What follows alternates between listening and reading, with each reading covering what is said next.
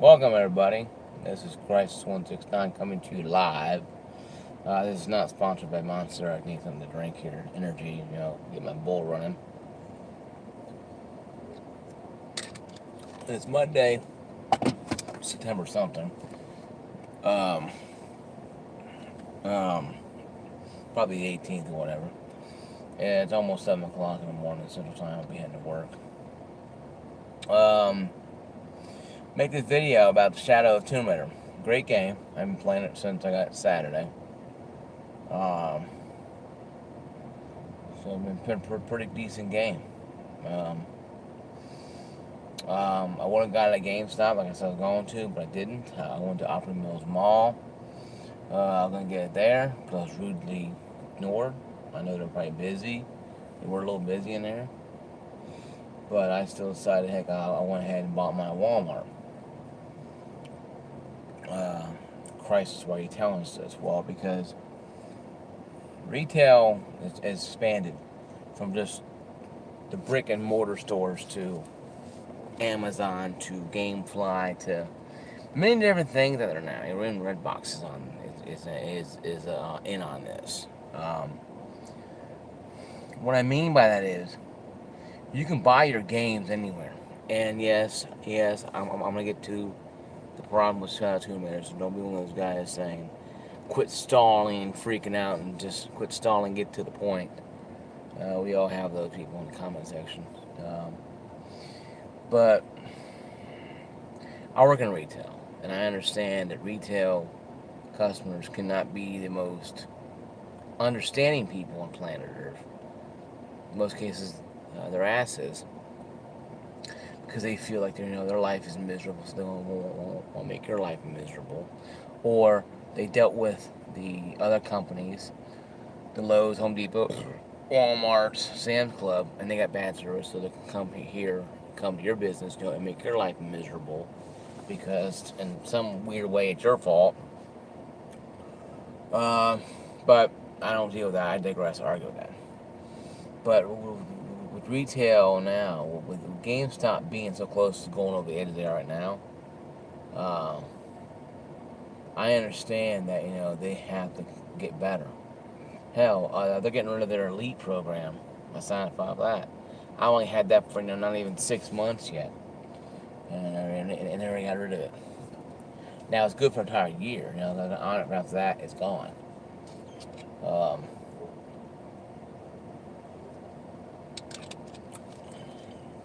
that being said, though, what does that mean for games, for retail as a whole, buying your games? Now, this is where Shadow of Tomb Raider comes into this. And where the game-breaking glitches or glitch comes into play. There's a code issue. There's a coding issue inside the game when you buy it digitally. Okay, when you buy it digitally, there is a game-breaking bug that causes the game not to load after the loading screen. And if you play it and leave, the rumors are too that the glitch will also erase your progress, or not save it completely, not save it at all. Um, so be worried when you're buying digital games. I know every game has a glitch or an issue. Rise of the Tomb Raider didn't have one. Granted, the game to me was very confusing because I didn't finish it because I had issues when I found out how I was supposed to go. Tomb Raider, the first one, Definitive Edition, was probably the best one I played. Because the only one I played. I never played the older one. My sister did, my younger sister did, and she loves them to death. I don't like those kind of games. I like having the third-person review or first-person view. Third-person view is good for me. The game so far is really good. No glitches. I know I played on a 1X, so I pick frame rate over graphics, or what you call performance. It makes the game look a lot better. To me, it does. It upscales up to 1080p, and super samples makes it look even clearer. It actually is 1080p, and I get close to probably about maybe 40, maybe 60 frames per second. I'm happy with 45 to 50 frames per second because the animation's really good. Cutscenes are really great. The graphics look pretty good. But with that glitch, though, that happens, if you bought the game digitally and it doesn't work for you at all, then you're stuck with a broken game. And I know Crystal Dynamics is looking to fix it. They better be. Because if we don't, it's going to be like a free EA issue for them. You know, they don't have a lot of issues like that. Crystal Dynamics don't have a lot of problems with a lot of their games. They're not known as a problem company. Square Enix don't do a lot of business with developer teams. They're pretty decent and stuff like that. And they have been. Track record has been pretty good. Hitting that one on Park. It's like the female version of Uncharted 4. Shadow Tomb Raider took Rise of Tomb Raider and made it better. This is, I'm going to go on a limb and say, this is the Uncharted 4 of Tomb Raider series. And you have Tomb Raider came out before Uncharted, but Uncharted had a lot of cult following because the game was corrected over time. Tomb Raider was the same polygon 3D mess it was on the PS1 and PS2. Got really good when I started getting to the PS3 and showing the power of the PS3 later on in life cycle. And of course, when I got ported over to the Xbox One base and PS4 base, it was even better because the game looked a lot better. It ran better, ran smoother, it actually looked better.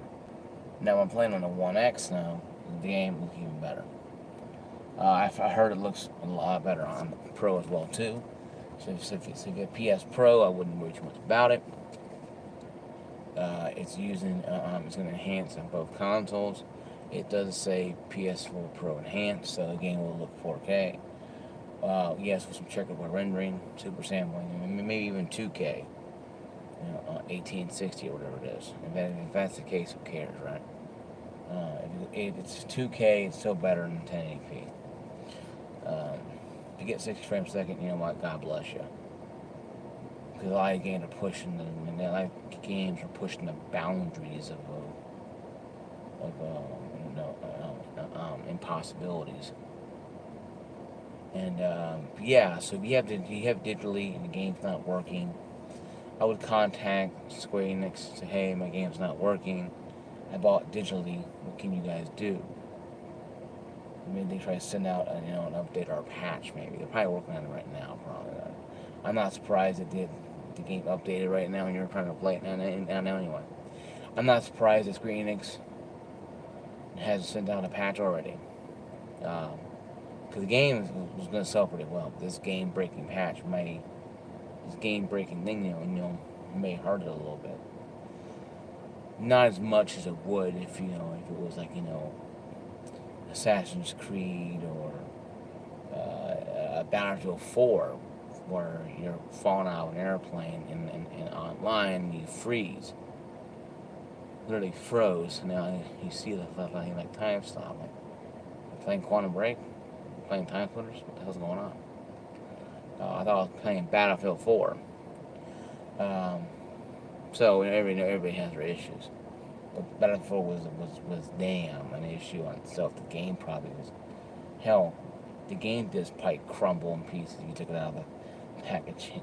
That's how game breaking it was. But when it got fixed and I ported it over to the PS4, it was a great game. Really good, really fun, no big deal with me. I played on the PS3 disc for a long time. It was a great game. But every game has their issues. They shouldn't. They do. They shouldn't have it at all. But now we're in a part of the world, now part of the evolution of gaming, that now we have to have patches now to go with our games. I remember a time where games that came out completed and ready to work. You couldn't play this game with, we'll go ahead and just patch a couple thousand times and call it a day. Nah, not back in the 90s. even early 2000 wasn't gonna work. But somewhere down the line, we decided that it was okay to buy, incomplete games and unfinished games or games behind paywalls. Destiny 1, 2, um, you know, and that became the norm, of society. Not the fact that we had, an issue with it, an issue with the games breaking like this. So I gotta give crap what crap is due, and credit's due. Square Enix is not a bad publisher.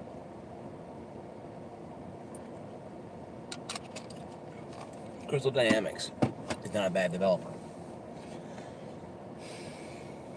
But somewhere down the line, they didn't field test it enough, on digital. And that's fine. Things happen. You buy a brand new car, roll trimmings, and it's on the side of the road a couple days later. Things happen. You buy new tires, and you go on the interstate, and you got flat. Things do happen. I understand that.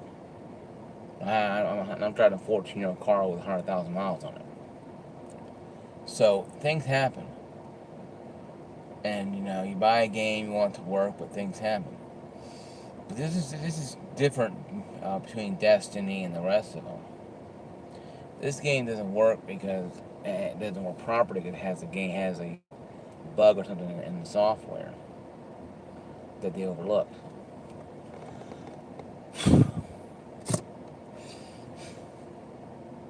That they overlooked. That they overlooked and didn't see. Okay? The difference between Destiny and Tomb Raider is not standing the fact that one's first shooter, one's FPS, and one's as survival, third-person survival game. Is the fact that Square Enix, Crystal Dynamics, didn't say part of the game. And go, here's part of the game. Here you go. Want the second half? Give me more money, then I'll give you the second half. That's the difference between games like this and Destiny. Call of Duty now is the third. It's online only, but I don't care about that. It has good reviews though on Call of Duty in the beta. I hope it's still going on. I might try it out myself here, but probably not. But yeah, guys, that's something that we have to understand with games nowadays.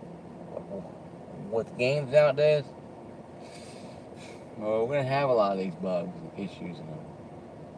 I'm not saying that we give Square Enix and Crystal Dynamics a big gigantic pass and everything is fine. No, but hell no.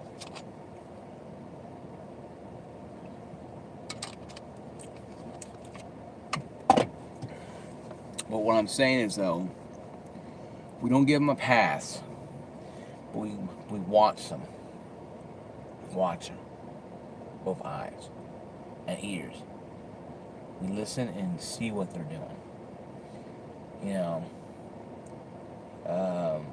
The multiplayer can be kind of hit and miss too as well. But then again, no, most multiplayer games like this, story campaigns, we're not always active day one with multiplayer. Especially with this bug with digital download and even some of the disc copies where the game does not load past loading screen, it doesn't work. I was kind of worried when I pop the disc into my One X, wondering if it's going to work or not. And very blessed and fortunate it's working. Very great game. Very easy to understand. A lot easier to understand than Rise of Tomb Raider. Now, I might get that another try once I beat Shadow Tomb Raider. I might get that another try. But as of right now, all I'm seeing right now is that The game itself is not terrible. It runs great, it looks great, has everything you would expect to have in a Tomb Raider game. Action, sex appeal from Lara Croft. Um, but it doesn't have, and I haven't got far enough into it yet, so I can't really say, it doesn't have the it factor of, of Uncharted, or the Lost Legacies of Uncharted, the two females in there. Lara Croft has been her own person. Um, it's hard to make an analysis and playing only 2 games of the whole series, and the other ones were just as good. My sister played them, and they were hard as hell to play, because that's how she was.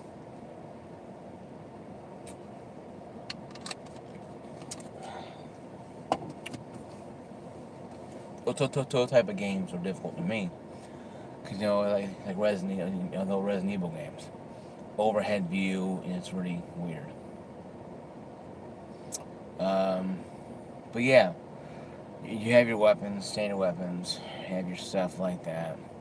Now, if you got the digital version, deluxe version, you got more. The disc-based version of deluxe, you got more. If you bought the standard edition at Walmart instead of GameStop because you felt you got mistreated by being totally ignored, you get the standard game.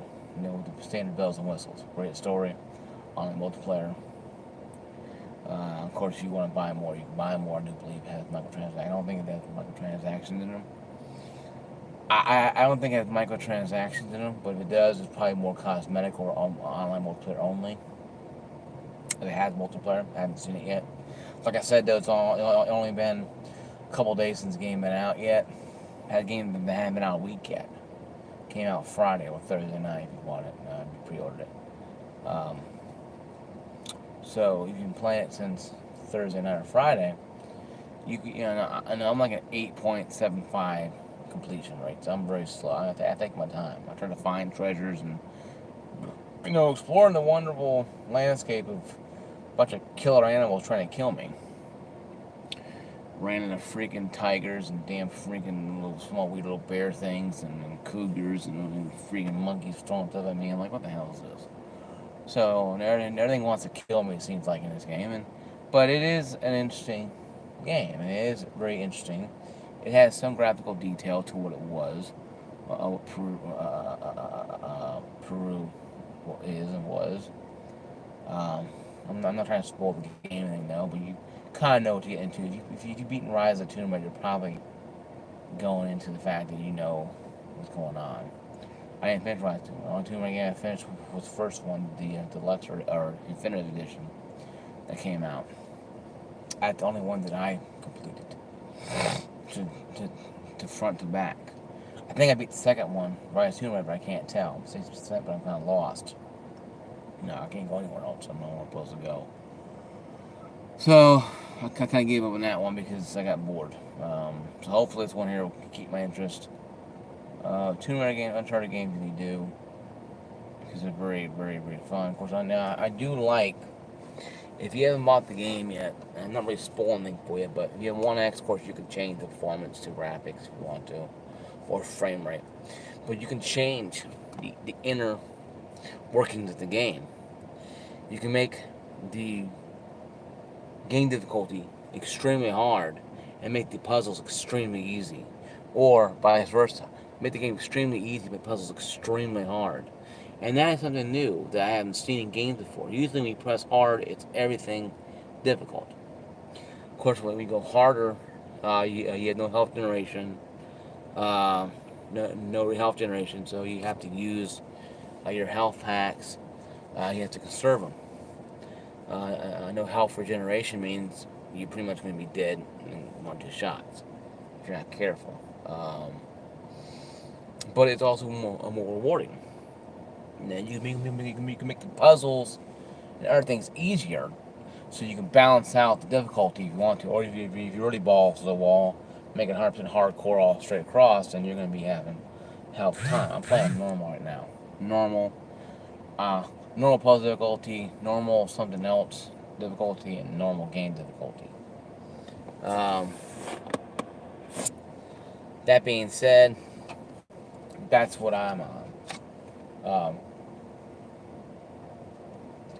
I know I made the comment I don't play a lot of games on normal, but 2-minute games, starter games, kind of have to, because they're so vast and so difficult that playing them on hardcore or hard, whatever you want to call it, or what they call it, Tomb Raider, or their difficulties in Uncharted, and the Tomb Raider difficulties are extremely hard, and you have to have cat-like reflexes to literally deal with the shit coming at you at one time. And of course, enemies have laser pistol accuracy that shoot you from freaking 2 miles away practically. So you have to have that, and and the movement's pretty flawless movements. Haven't been too bad with movements. Some issues, going against the wall or running across to a tree you can't see.